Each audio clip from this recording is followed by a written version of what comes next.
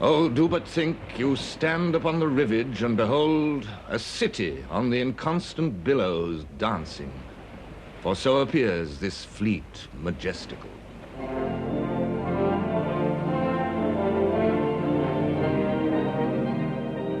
In August 1914, Britain went to war with a very small army and the greatest navy the world had ever seen. The first duty of the Royal Navy was to defend the British Isles against dangers defined 3.5 centuries earlier by Sir Walter Raleigh. There are two ways in which England may be afflicted. One by invasion, the other by impeachment of our trades.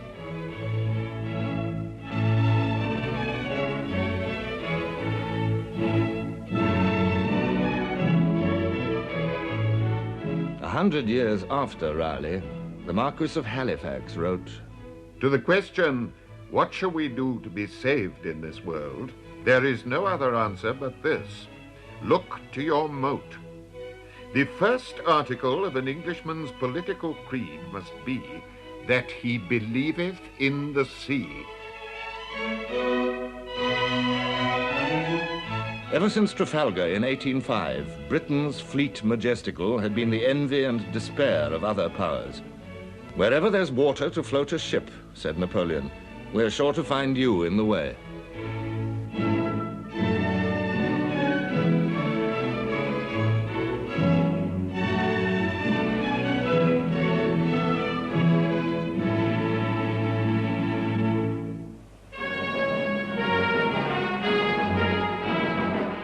In 1900, Germany began to build a fleet, a battle fleet.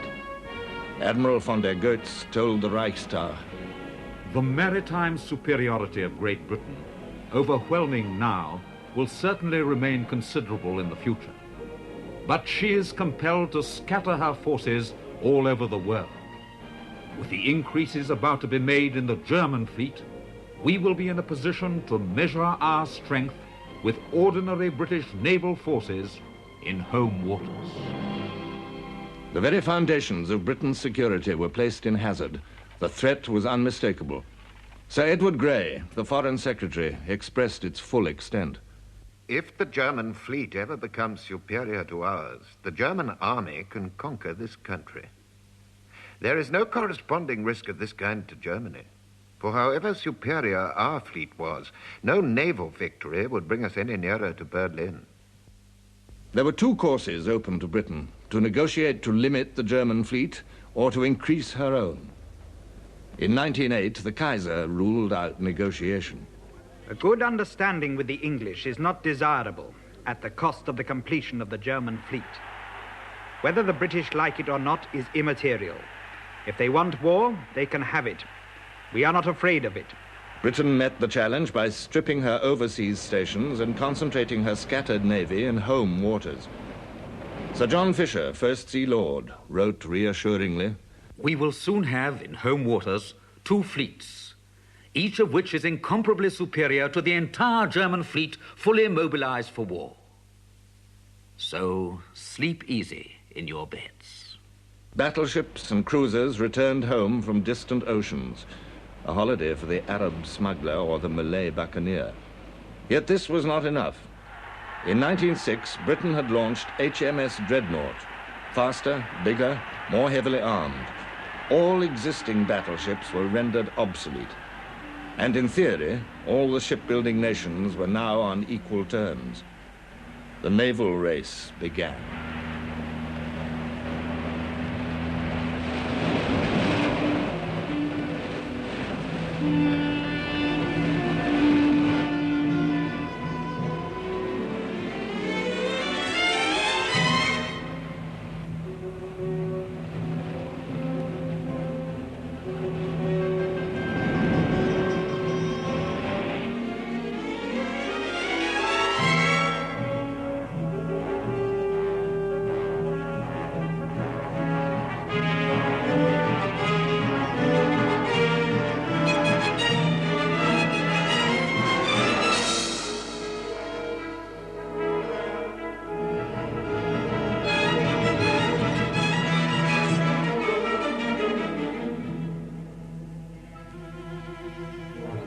Bigger ships, heavier armaments, 12-inch guns,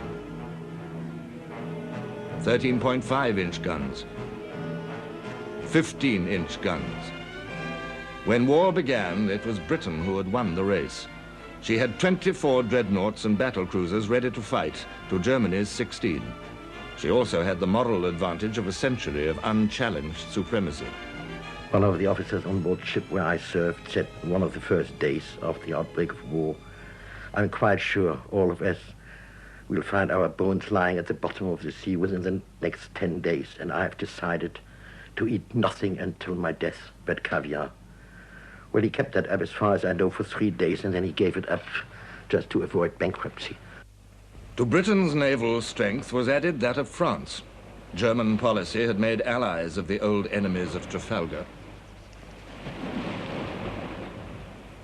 Together, the Allied fleets ringed the German and Austrian fortress of Europe.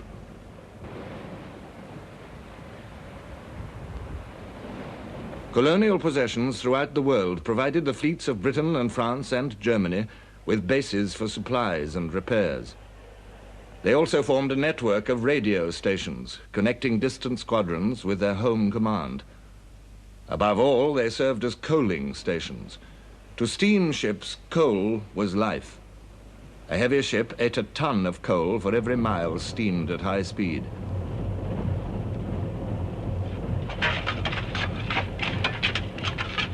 When she refueled, up to 2,000 tons of coal would have to be loaded into her bunkers.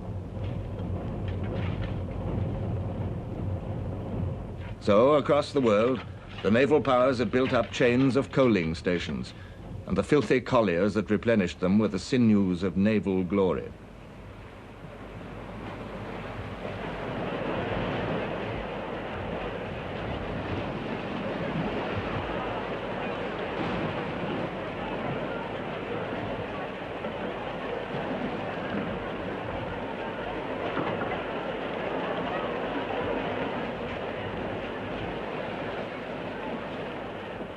Coaling ship was a hated task which might take from dawn to dusk or longer.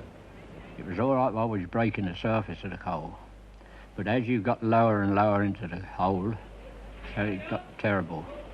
In fact, you was eating coal dust all the time you were down there. Your nose got blocked up, your eyes got blocked up, and we were jolly thankful when it was finished. Only one more day of coaling. One more day, oh, rock and roll me over. Only one more day. Only one more day of working. One more day, oh, rock and roll me over. Only one more day.